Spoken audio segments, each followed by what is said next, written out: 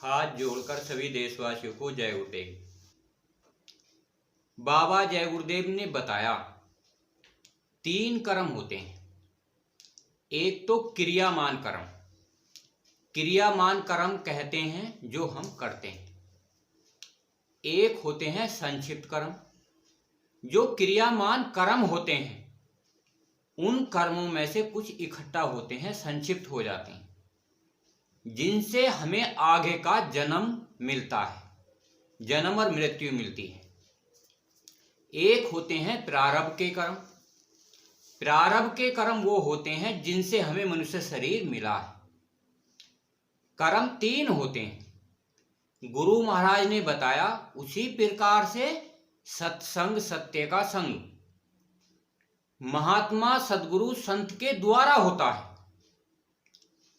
किसके द्वारा होता है? जिसने भगवान को देखा है, परमात्मा को देखा है, उनके लोक में गया है और रोज उसका आना जाना है, उसके द्वारा सत्य का संग, उसके द्वारा सत्संग से ये प्रारब्ध के कर्म भी खत्म हो जाते हैं, संक्षिप्त कर्म खत्म हो जाते हैं और क्रियामान कर्म भी 10% रह जाते हैं। इसी प्रकार से सेवा है। पहला नंबर सत्संग का और दूसरा सेवा का। जो इंसान बाबा जय गुरुदेव के सत्संग से जुड़ गया या किसी महात्मा के सत्संग से जुड़ गया, जिसने भगवान और परमात्मा की साधना शुरू की, उसकी सेवा करनी शुरू कर दी, तो फिर जीवात्माओं के लिए एक अवसर प्रदान होता है सेवा करने का। जैसे बाबा जय गुरुदेव ने कहा, जो जैसा करेगा वैसा भरेगा। अगर हम तुम सब मिलकर सत्संगियों की सेवा करते हैं, जो सत्य पर चलते हैं उनकी सेवा करते हैं, तो आपका फिर भजन बनता है। भजन कहते हैं जैसे ये कान होते हैं, इनसे संसार की आवाज आती है, 4 मौसमों की आवाज आती है, अंडखंड ब्रह्मांडों की इनसे आवाज आती है, बरसात की, आंधी तूफान की इनसे आवाज आती है। इसी आत्मा में स्वयं परमात्मा की आवाज आती है इन कानों से, जब हम बंद कर कर सुनते हैं। आत्मा में आवाज है। गुरु महाराज समझाते हैं कि अंतर्दृष्टि से जब उस आवाज को सुनोगे तो वो धीरे धीरे साफ हो जाएगी। जैसे इस संसार में हम 1 रुपया, 2 रुपये, 100 रुपये, 1000 रुपये कमाते हैं, धीरे धीरे लाखों करोड़ों हो जाते हैं। उसी प्रकार से वो आवाज भी धीरे धीरे अंडखंड ब्रह्मांडों की साफ आवाज आने लगती है, जहां वो एक अनामी एक अनामा सच्चिदानंद प्रभु धामा, कुल मालिक एक स्थान पे बैठा हुआ है। उसने आत्मा को डोरी के स्वरूप में अंडखंड ब्रह्मांडों में उतारा हुआ है। तो जब ये जीवात्मा उस डोरी को पकड़कर, शब्द की आवाज पकड़कर दिव्य दृष्टि से ऊपर के लोकों में जाती है, तो धीरे धीरे धीरे धीरे जैसे पतंग खींच लेते हैं, उसी प्रकार से अपने धाम में चली जाती है। ये 1-2 दिन का कार्य नहीं होता। पहले सत्संग, दूसरा भजन, तीसरी सेवा, तीनों कार्य जब हम करते हैं तो मन शुद्ध हो जाता है, ये तन शुद्ध हो जाता है और ये आत्मा भी धीरे धीरे शुद्ध होने लगती है।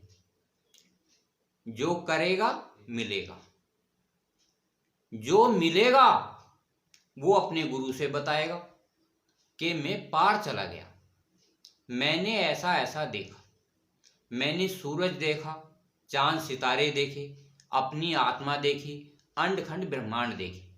जो नहीं गया वो किसी से नहीं बताएगा, जो किसी से नहीं बताएगा वो सीधा 4 खाने 84 में जाएगा। क्योंकि संत महापुरुषों ने सभी ने बताया है, मनुष्य शरीर 84 लाख की अंतिम योनि है,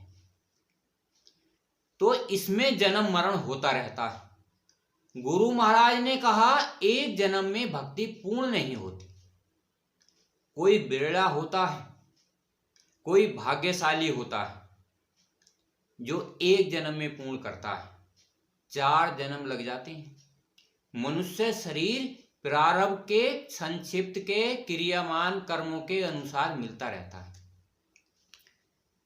गुरु भक्ति श्रेष्ठ भक्ति है। जैसे इस संसार में हम कोई कार्य करते हैं, अंतर्दृष्टि में हम अपने गुरु से बताते हैं कि ये चीज मिल गई। विनय करूं मैं दो कर जोरे, सतगुरु द्वार तुम्हारे। मैं हाथ जोड़कर आत्मा परमात्मा से विनती करती है, मन भगवान से विनती करता है और शिष्य गुरु से प्रार्थना करता है। तो तीनों करते हैं, जैसे सत्संग, सेवा, भजन। विनय करूं मैं दो कर जोड़े, दोनों हाथ जोड़कर प्रार्थना करती हूं। तो मन भी हाथ जोड़ता है, आत्मा भी हाथ जोड़ती है, क्योंकि गुरु महाराज बताते थे इंसान को मैंने इस सृष्टि में अपनी शकल पर बनाया है। तो यानी के सतलोक तक इंसानी स्वरूप है।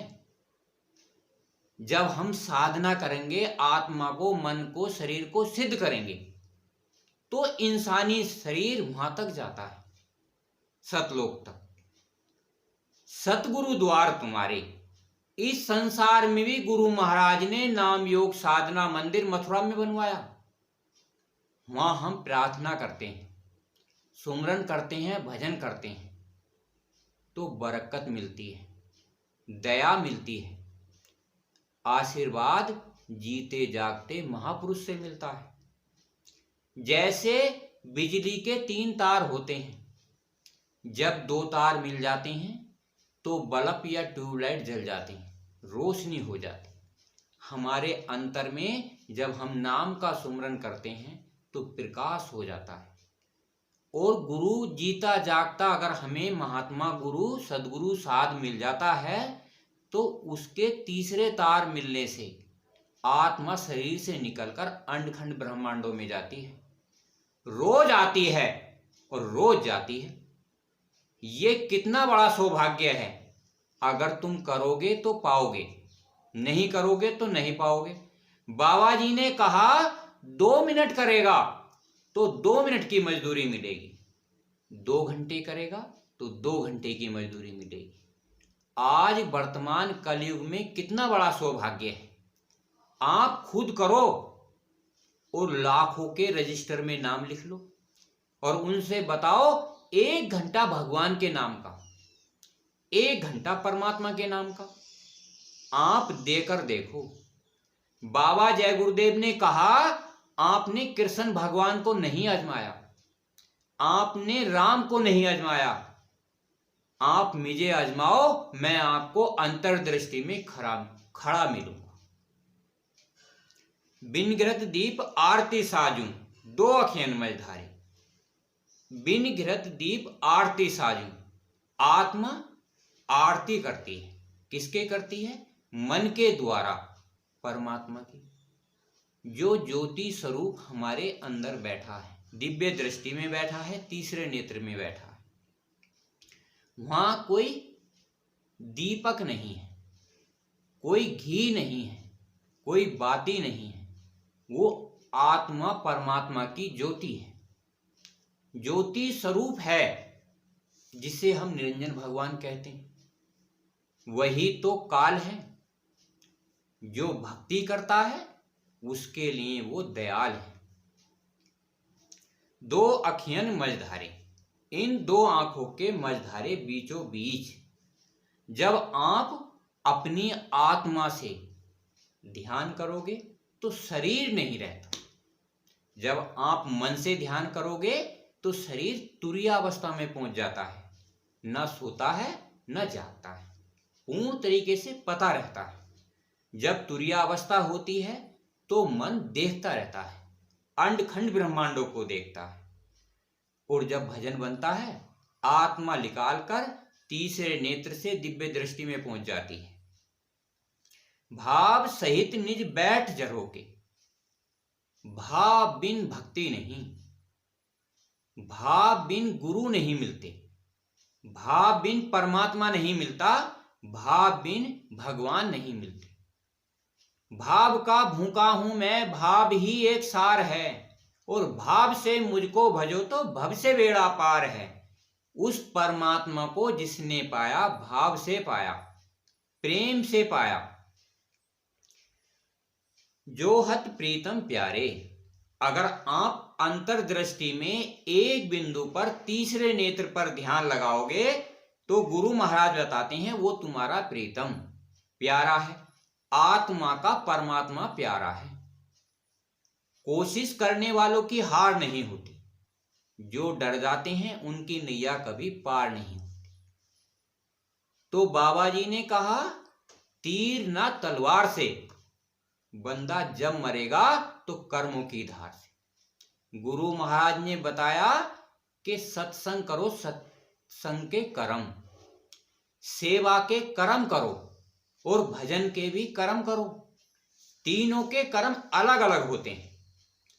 सत्संग के कर्म संत महापुरुषों के द्वारा होते हैं, सेवा के कर्म सत्संगियों के द्वारा होते हैं, और भजन के कर्म आत्मा और परमात्मा के द्वारा होते हैं। कर्म तीनों अलग अलग होते हैं।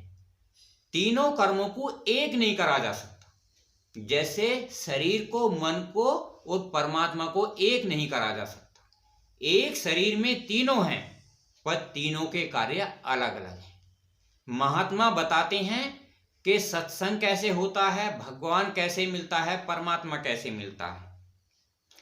जागी सुरत पियत चरणामृत, जब आत्मा जागती है चरण कमलों के रस को पीती है।